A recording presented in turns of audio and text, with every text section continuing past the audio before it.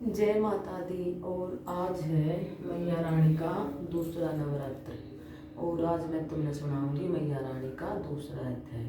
सभी सुनो और जिन्हों बताइए कौन कौन बत्ती है, कौन कौन जोड़ा करया करे, कौन कौन पूरे 9 करया करे। ठीक है जी।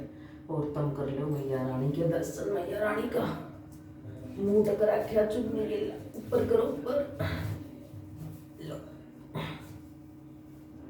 ठीक है, चलो जी। ये दुर्गा माता तेरी सदा ही जय हो। ऋषि बोले, प्राचीन काल में देवता तथा दैत्यों में पूरे 100 वर्ष तक युद्ध होता रहा।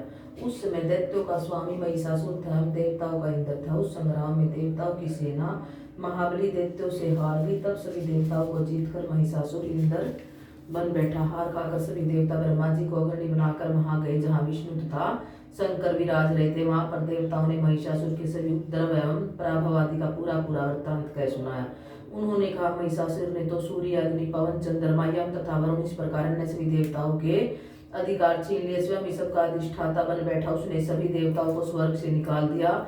महिषासुर महादुरात्मा है। देवता पृथ्वी पर मृत्यु की भांति विचर रहे हैं।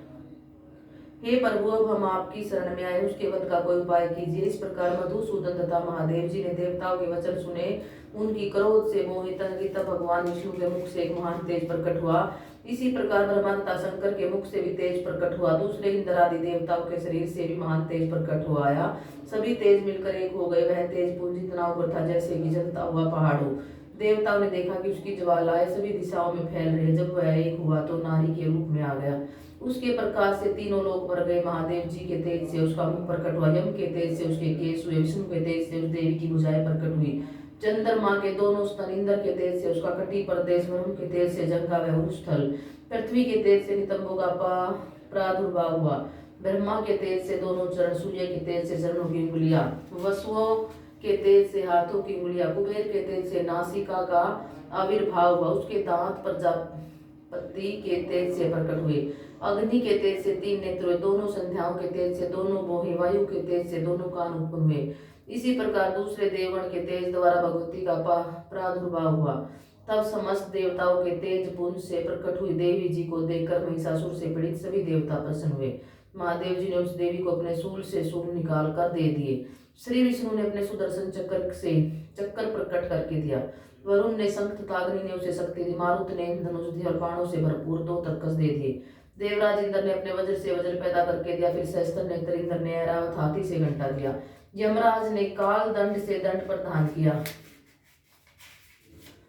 सागर पति ने रुद्राक्ष माला अर्पित की।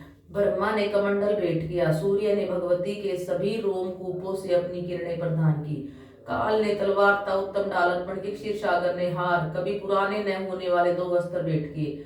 इसी प्रकार चूड़ामणि, दिव्य कुंडल तथा 2 कड़े भी भेंट किए तथा चमकता हुआ रजचंद्र, सभी भुजाओं के लिए बाजूबंद, चरणों के लिए नूपुर, कंठ के लिए सर्वोत्तम कंठूला भेंट किया। इसी प्रकार सभी अंगुलियों के लिए रतन जड़ित मुद्रिकाएं प्रदान की। विश्वकर्मा ने निर्मल परशु भेंट किया और अनेक रूपों वाले अस्त्र, भेद, कवच, मस्तक तथा गले में धारण करने के योग्य कभी न कुमलाने वाली कमलों की माला दी। जल्दी ने उसे बहुत सुंदर कमल दिए। हिमाचल ने वाहन के लिए सिंह व अनेक प्रकार के रत्न भेंट किए। कुबेर ने सुरापूर्ण पात्र दिया। सभी नागों के स्वामी शेष जी ने महामणियों से सुशोभित नागहार दिया जो शेष जी इस पृथ्वी को धारण किए थे। इसी प्रकार दूसरे देवता ने भी भूषण तथा आयुधों के द्वारा देवी जी का सत्कार किया। तब तो भगवती ने अट्टहास करके ऊंचे स्वर से गर्जना की। उसके भयानक नाद से सारा आकाश भर गया। तब देवगण प्रसन्न होकर उस सिंहासिनी देवी की जय जयकार करने लगे। मुनियों ने भक्ति भाव से नम्र होकर देवी जी की स्तुति की। देवताओं के स्त्रों ने सारी त्रिलोकी की शोभगढ़ देखा तो अपनी सारी सेना को कवच आदि से तैयार कराकर अस्त्र शस्त्र लेकर झट उठ खड़े हुए। महिषासुर क्रोध में आकर बोले, अरे ये क्या हो रहा है? इतना कहकर सभी देवताओं के साथ गिरकर उस सिंहनाद की ओर भागा। वहां जाकर उसने तीनों लोगों के अपने तेज से प्रकाशित करती हुई देवी को देखा। उस देवी के चरणों के भार से पृथ्वी दबी जा रही थी। माथे के किरीट मुकुट से आकाश पर रेखाएं पड़ती जा रही थी। उसके धनुष के टंकार से 7 पाताल शोभग्रस्त थे। हजारों भुजाओं से सभी दिशाओं को ढांप कर देवी खड़ी हुई। उन देवी जी के साथ उन दैत्यों का युद्ध आरंभ हो गया। नाना प्रकार के अस्त्र शस्त्रों का प्रहार करने लगे, उनसे सभी दिशाएं भर गई। महिषासुर का सेनापति उस समय चिक्षुर नामक एक महान दैत्य था। देवी जी के साथ उसी का युद्ध होने लगा। इसी प्रकार अन्य सभी दैत्यों को तथा चतुर्मुखी सेना को साथ लेकर चामर भी युद्ध करने लगा। 60,000 रथियों को साथ लेकर उग्र महादैत्य भी युद्ध में प्रवृत्त हो गया। महाहनु दैत्य 1 करोड़ रथियों को साथ लेकर लड़ पड़ा। तलवार के सामने पैने रोमों वाला असीलोमा नामक दैत्य 5 करोड़ रथियों के साथ युद्ध में आ गया। 60 लाख रथियों से आवर्त वास्कल दैत्य युद्ध में उतर पड़ा। पारवारिक दैत्य हाथी एवं घोड़ों के अनेक सवारों के समूह से घिरा हुआ करोड़ रथियों के साथ उस युद्ध में युद्ध करने लगा। विडाल दैत्य 5 अरब रथियों को साथ ले लाकर लड़ने लगा। और भी हजारों महादैत्य रथ हाथी घोड़ों से घिरे रथियों को साथ लाकर देवी जी के साथ युद्ध करने लगा। उस रणांगन में स्वयं महिषासुर भी रथों हाथी एवं अश्वों की सेनाओं से घिरा हुआ खड़ा था। तोमर बिंदी पाल शक्ति मूसल परशु पटिश खंग आदि शस्त्रों से युद्ध में देवी जी के साथ युद्ध करने लगे। कुछ दैत्यों ने देवी जी पर शक्तियां छोड़ी एवं दूसरों ने पास फेंके। तब उस चंडिका देवी ने उन्हें अस्त्र शस्त्रों की वर्षा करके तोड़ डाला। इधर देवी जी का वाहन सिंह भी क्रोध में आ गया, अपने गर्दन के बाल हिलाता हुआ दैत्यों की सेना में इस प्रकार घूमने लगा जैसे कि वन में अग्नि फैलती जा रही। उस युद्ध भूमि में युद्ध करती हुई अंबिका ने जितने विश्वास छोड़े वे ही झटपट सैकड़ों हजारों गणों के रूप में परिणित हो गई। प्रकट होकर उन गणों ने खंग बिंदी पाल पट्टिस आदि शस्त्रों से युद्ध आरंभ कर दिया। देवी जी की शक्ति से वृद्धि पाकर वह गण दैत्यों का नाश करने लगे। साथ में दूसरे गण नगाड़े शंख आदि बजाने लगे। महती प्रसन्नता देने वाले युद्ध के उत्साह में कुछ एक ने मृदंग बजाए। तब देवी जी ने त्रिशूल गदा और शक्तियों की वर्षा से तलवार आदि शस्त्रों से सैकड़ों महान असुर मार डाले।